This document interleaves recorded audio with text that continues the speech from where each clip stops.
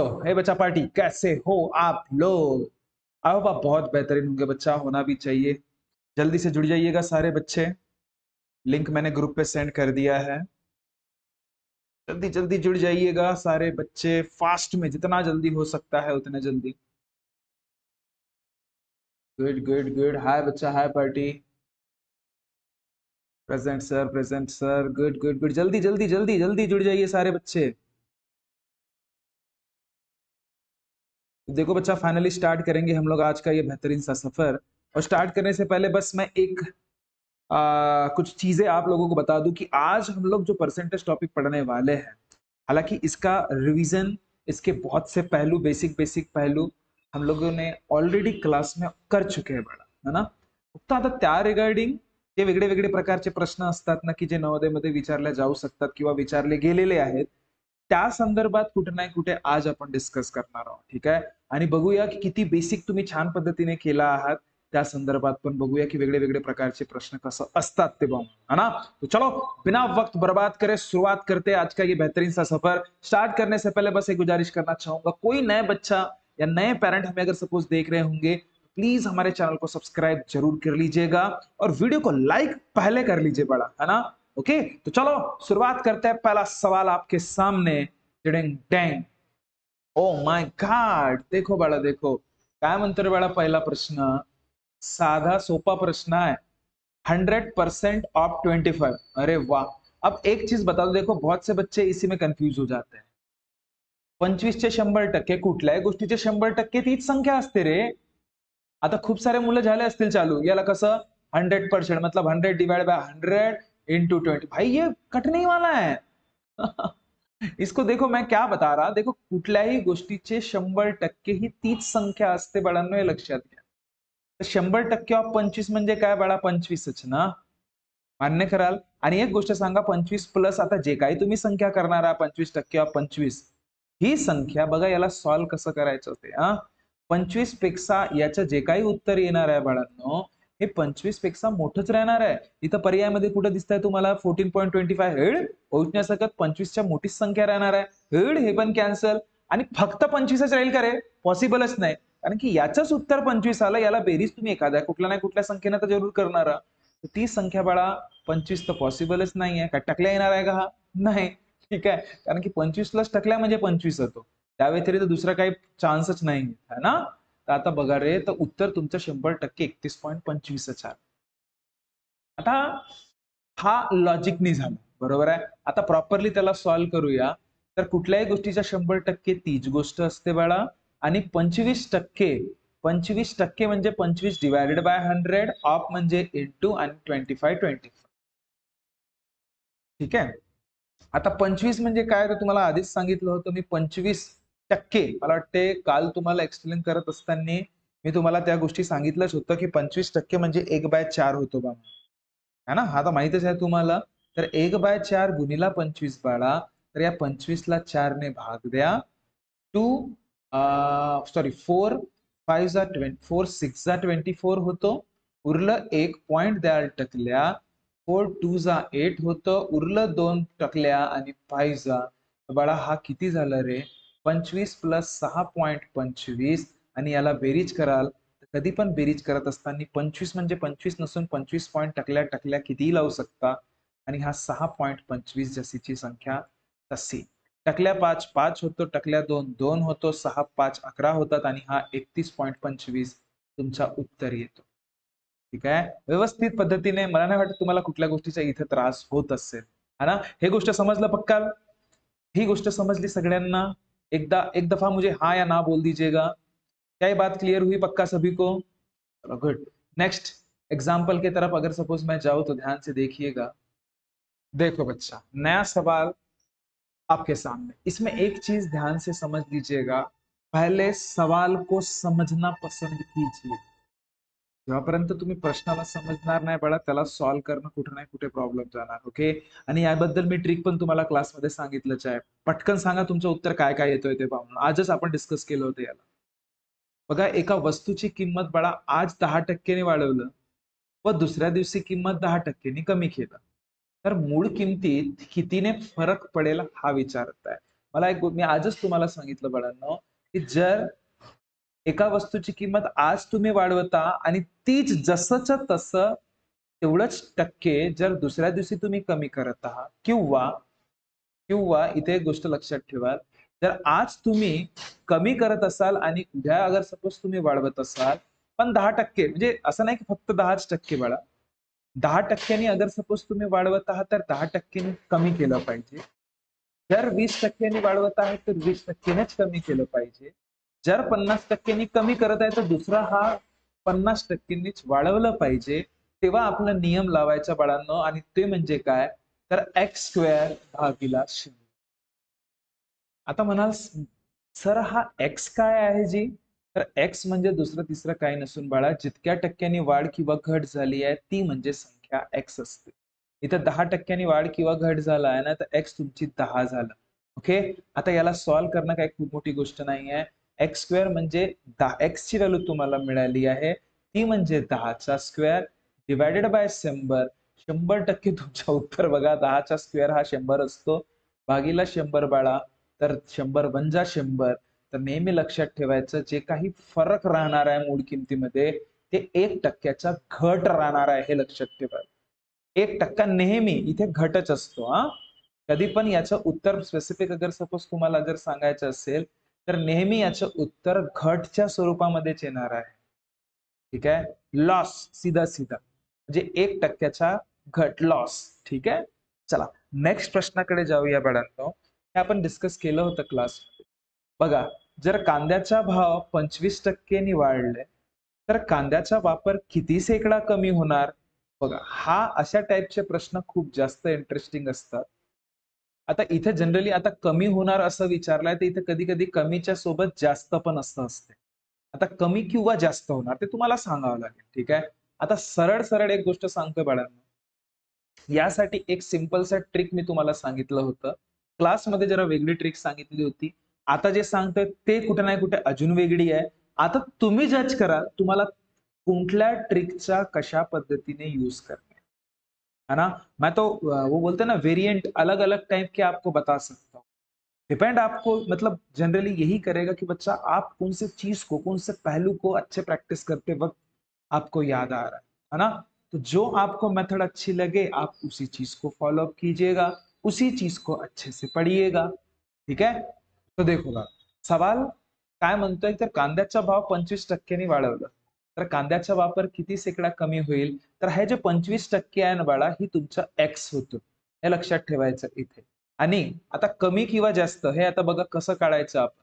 कसं काय काढणार? तुम्ही तर याचा एक सिंपल साधा सोपा एक फॉर्म्युला आहे बाळा. आता इथे या ठिकाणी 25% ची वाढ आहे ना बाळा, तर जेव्हा वाढ असतो ना, बघा जेव्हा वाढ असतो, जे इन्क्रीज जेव्हा झालं ना बाळा, जेव्हा इन्क्रीज झालं, तेव्हा तुमचा फॉर्म्युला काय राहणार? 100x डिव्हायडेड बाय बघा 100 प्लस एक्स. 100 plus x. ठीक आहे. जर वाढ झाली तेव्हा. पण कधी-कधी प्रश्न घटचा पण विचारला जाऊ शकतो ना, जर कांद्याचा भाव 25% अगर सपोज कमी झाले असते तर बाळा, त्यावेळेस कुठला फॉर्म्युला लावायचा? तर 100x divided by 100 minus x इतकं लक्षात ठेवा. ओके. तर आता आपल्याला प्रश्न तर जर वाढचा विचारला है, तर मी कशाला याबद्दल विचार करू रे? ठीक है? तर बघा रे बाळांनो, बघा. ध्यान से देखिएगा. अब मैं उसको सॉल्व करूंगा. यामध्ये बघा एक्स ची व्हॅल्यू फक्त पुट करायची. 100 गुणिला 25 भागीला 100 अधिक 25 म्हणजे हा झाला तुमचा हा गुणाकाराच्या स्वरूपामध्येच राहू दे ना हां. 100 प्लस 25 125 होतोय. आता मला एक गोष्ट सांग साधी सोपी. 25 चा स्क्वेअर कुठे नाही कुठे बघ रे बाळा, एक गोष्ट लक्ष दे. तर 5चा स्क्वेअर म्हणजे 25 होतं, तर 5चा क्यूब हा 125 होतो ना. तर सरळ-सरळ 25 एकानं 25 5चा 125 होतो. हे लक्षात घ्या. ओके. आणि आता काही खूप मोठी गोष्ट राहिलेली नाहीये. आता 5चं एक 5 आणि 5चं कितीचा 100 रे? 5चं 20चा 100 म्हणजे 20% ची काय होणार बाळा? बघा, कमी होणार. खतम काम. 20% ची इथे कमी होणार, घट होणार. समजलं? है ना? इथे एक गोष्ट सुरुवातीला जर वाढ झाला आहे, बघा ना रे, जेव्हा वाढ होतो ना बाळा, तर फॉर्म्युला आपण काय यूज करायचं? 100x भागीला 100 प्लस एक्स. ठीक आहे. हा फॉर्म्युला लक्षात ठेवा बघा. क्लासमध्ये मी एक वेगळा फॉर्म्युला सांगितलं असेल, आता वेगळं सांगतोय. ठीक है, मर्जी डिपेंड आप पे करेगा बच्चा, ये चीज समझ लीजिएगा. ओके, तो नेक्स्ट एग्जांपल की तरफ जाते हैं. अब देखिएगा. ओ सेम तसाच प्रश्न. ए ला बी पेक्षा 20% गुण कमी मिळाले, तर बी ला ए पेक्षा किती शेकडा गुण जास्त मिळाले. इथं 20% जे गुण आहे बच्चा, हे 20% गुण कुठे ना कुठे कमी आहेत ना बाळा. म्हणजे कमीसाठी कुठला फॉर्म्युला वापराल रे? 100x divided by 100 minus x, हे लक्षात घ्या. ठीक आहे. तर या ठिकाणी हा कमीच्या टक्केवारी जेव्हा काढतो ना आपण, तेव्हाची गोष्ट आहे. ठीक आहे. तर या ठिकाणी एक्स काय राहणार? तर हा टक्केवारी जी दिलेली असते ना तुम्हाला, ती म्हणजे एक्स असते. तर एक्स म्हणजे 20 झालं, तर 100 गुणिला 20 भागीला 100 मायनस 20. आता याला सॉल्व्ह कराल तर बघा, जनरली हा गुणाकार करायचा नाही बरं नेमकं पूर्णचा पूर्ण. डिवायडेड बाय 100 मायनस 20 बाळा, तर हा झालं 80. समजला का बन्सी? चला बघ, टकल्या टकल्या केला. हो सर. 2 1 जा 2 आणि 2 4 जा 8. Sir wow, what a lovely example. 4 1 जा आणि 4 25 जा. म्हणजे 25% काय झालं बाळा तुम्हाला?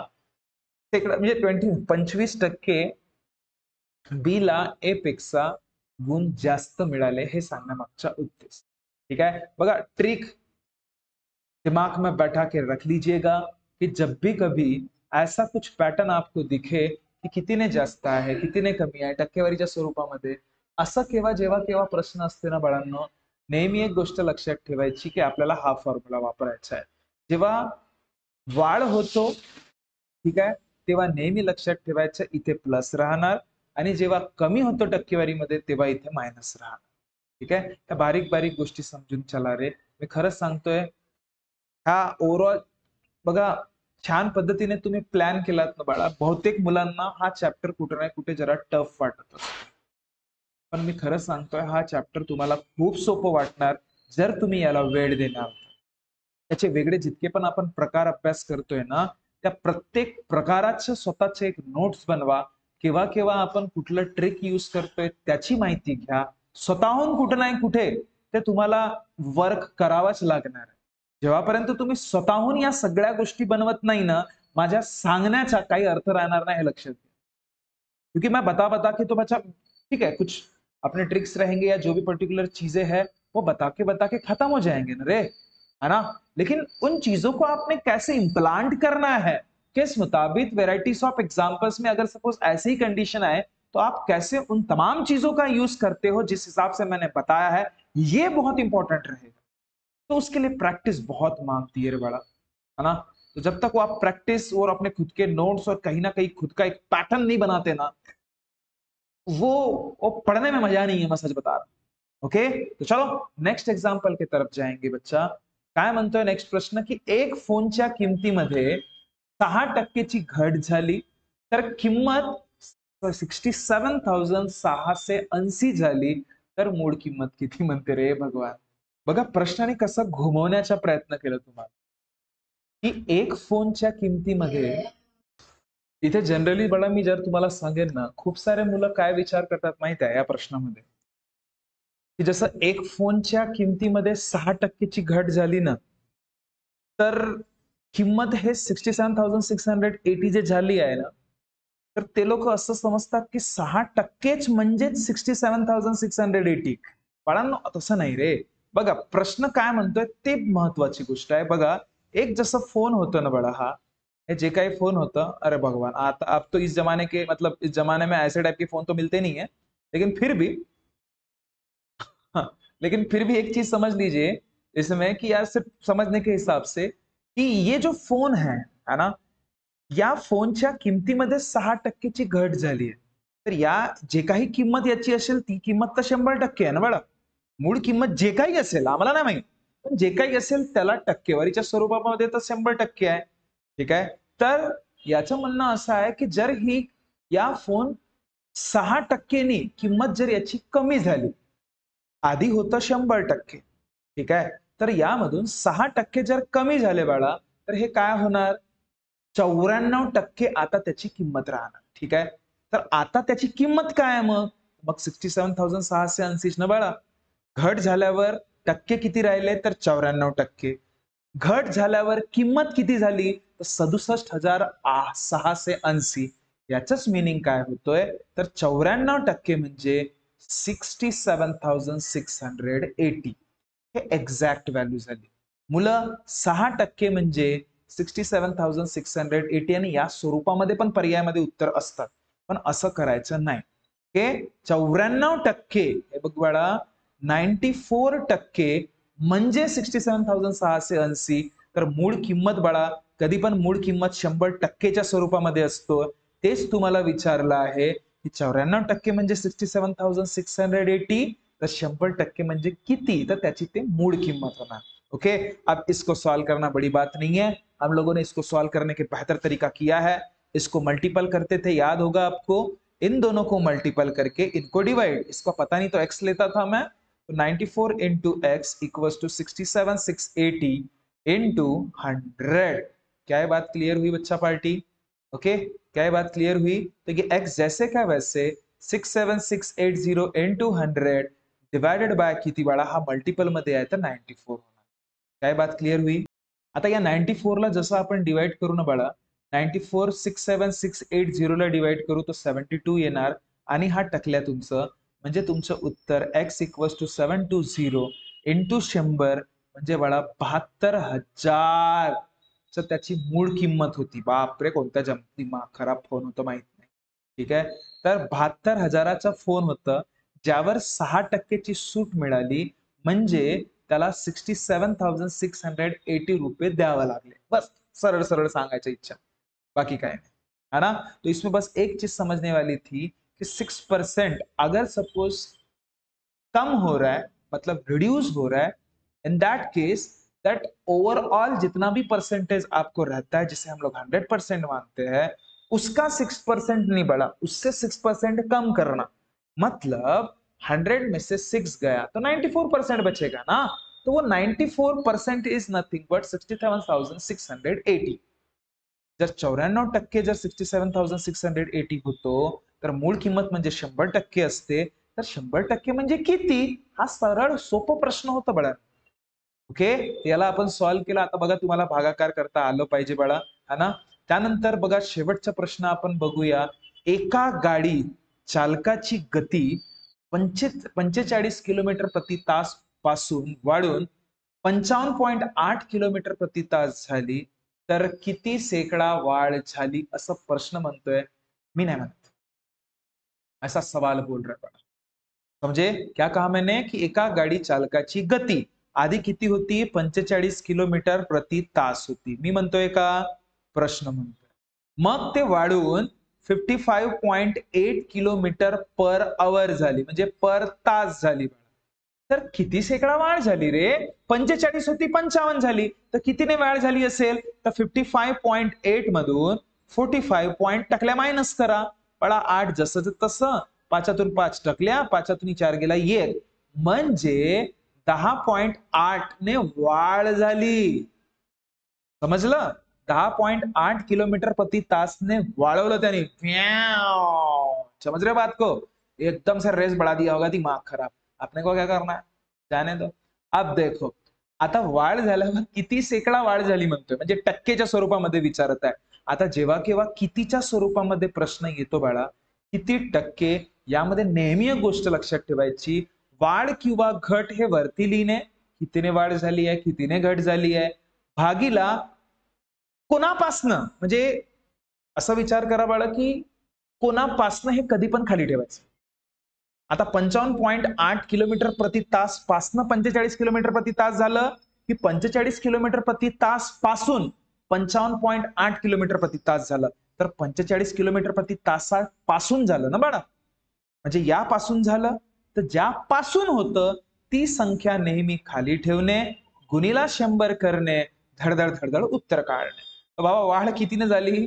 10.8 भागीला बाळा किती? 45 इंटू किती? तर 100.